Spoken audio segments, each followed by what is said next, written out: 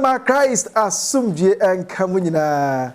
Yellow Jesus Christ at Dominic Ponodo, and for Isra and for Domini Shirano, and Ma Adasamai, and Ma Catholic Mai, Kumase, and they were now Warganina, and then walk with me, Lord, and then Nante Eradi, Yademo Air call all saints. I want you for you now.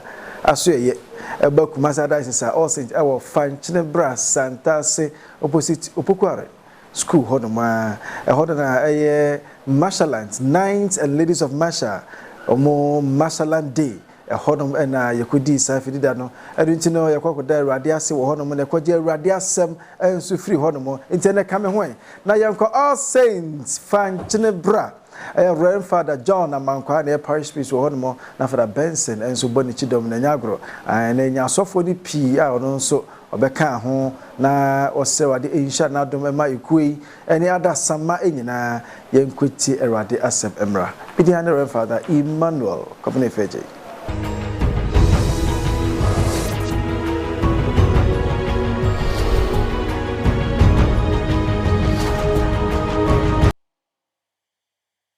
The gospel reading is the continuation of last week. And last week you heard of Jesus saying, I am the vine. My Father is the vine dresser or vine grower. So we should continue to remain in him who is the vine. And he gives us one commandment. Love one another. And remain in that love.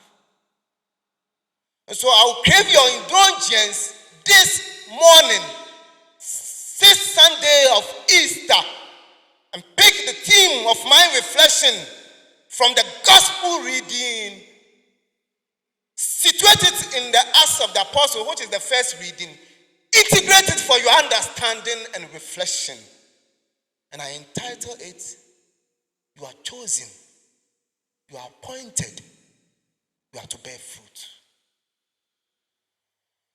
You are chosen, you are appointed, and you are to bear fruit. So how are we going to bear fruit if you have been chosen, if you have been appointed to bear fruit? How? And we see it in the first reading. And so we are going to start first, or one. We need to walk in the lane of Cornelius. If you are appointed, if you are chosen, if you are called to bear fruit, walk in the lane of Cornelius. And who is Cornelius? Acts chapter 10, verse 1. The inspired writer will give you who Cornelius is. And he's saying he is a Roman centurion of a court called Italica. Who is Roman centurion? Someone who is in charge of 100 soldiers. You are a centurion. You are in charge of this. You are in charge of this. So the first thing we know of Cornelius is that he is a Roman centurion. A man of power, a man of authority, a man of influence, a man of wealth, a man of high social class. And we want to walk on his lane and see how best we can bear fruit. So if Cornelius is a Roman centurion in charge of 100 soldiers, meaning he has that high class among his people.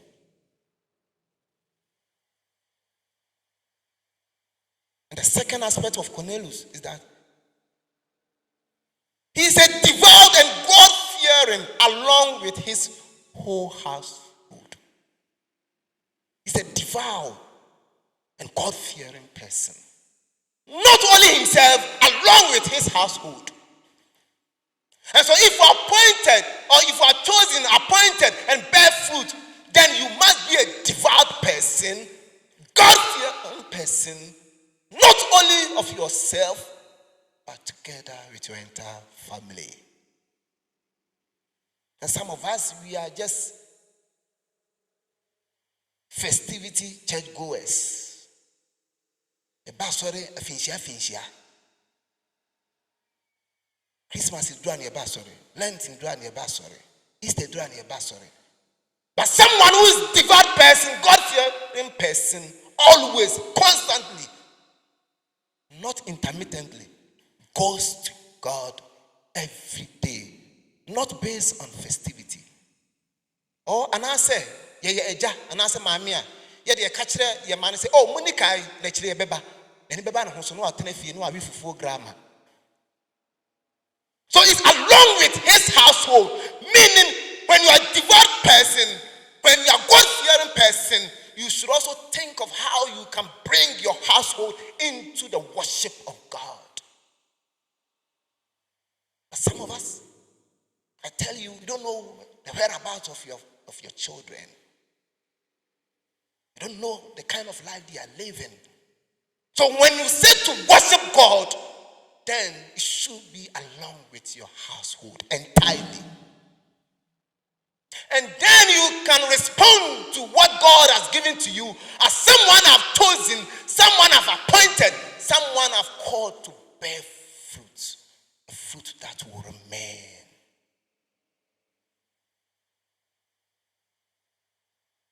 And the other aspect we see of Cornelius is that he used to give alms generously to the Jewish people.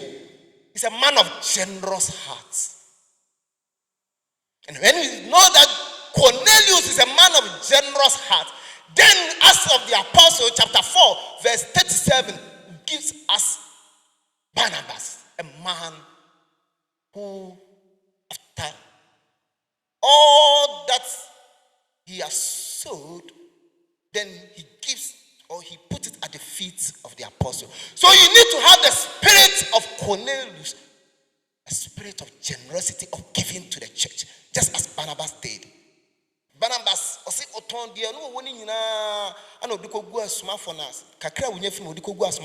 I'm not asking you today and go and sell your property, your house. But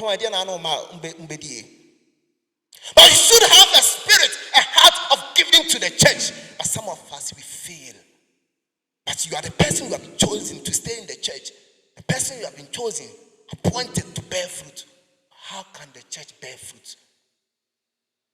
If you are stingy, if you are mean for the church, don't come and bring it to Father Benson. Don't come and lay it at my feet, but give to the church. And then you build the church. But we fail to offer ourselves to the church generously. It won't be 18 more things. Give it to the church.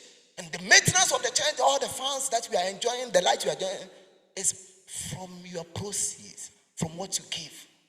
So when the time comes that you need to help the church, to move the church, don't fail. Don't fail. Do not fail the church. Because the apostles, they have set the foundation. Who are going to build upon the foundation? So the seed, the blood of the martyrs is the seed of the church. The foundation has been laid. Who are there to continue the foundation? You have to continue the foundation. I'm here to continue the foundation.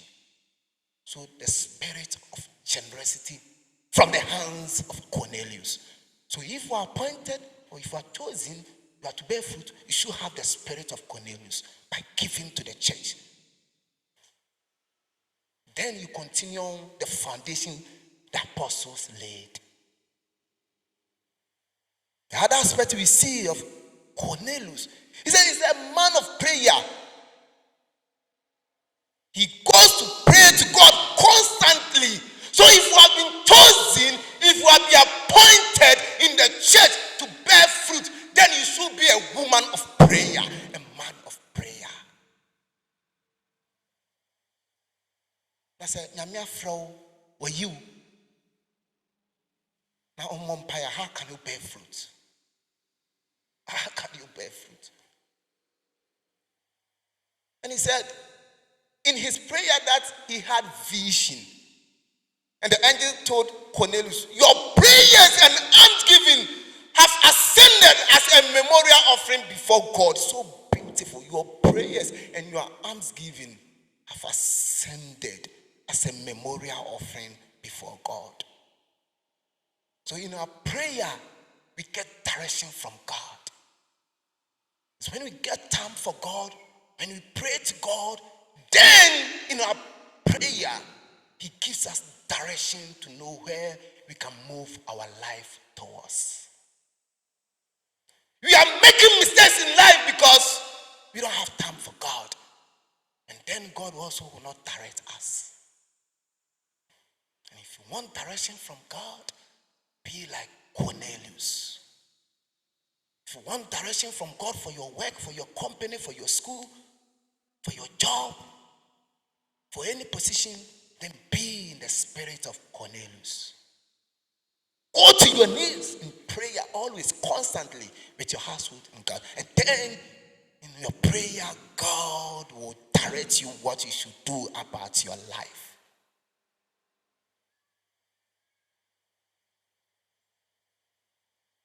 Another aspect we see about Cornelius.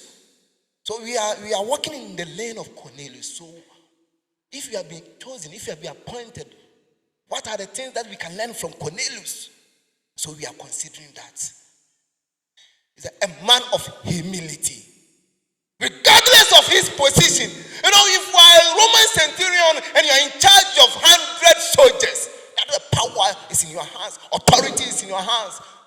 You have wealth, you have influence, you are of that high social class among your peers, and you are most respected. But how can we know this man is a man of humility? And he said, when Peter entered Cornelius met him and falling at his feet, paid him homage. It's uncalled for. How can someone bow down, prostrate before Peter, who is unlearned? And dear people, you need to let go your ego. If you are chosen by God, if you are appointed by God, and if you want to bear fruit, you need to let go your ego. Regardless of your position, regardless of your social class, sometimes you need to go to someone whom God has chosen or whom God has selected so that the person can lead you to Christ. And that's what Peter did for Cornelius. So when he entered, he fell and paid him homage. Obia wo hwe asrafo so wa ha a wotumi no onye de Cornelius yeye. Onye say who is Peter? Obia won sua de ono wa yinama ma won sechi nyina yeye me bunkotodwe emedawfo. Oh no. But Cornelius realized that I need to let go my ego so that I can listen to the voice of God. So my dear people, today this is what I give to you about Cornelius and what we can learn from him, because we have been chosen as marshallans. We have been appointed as marshallans, and we have to go and bear fruit. Because many people are called, but few are chosen. So it's not for nothing that you are chosen. If 100 people apply for a job, and out of 100 people, remember, not all of them will be chosen. And those who will be selected, it means they are found favor at the side of the employer.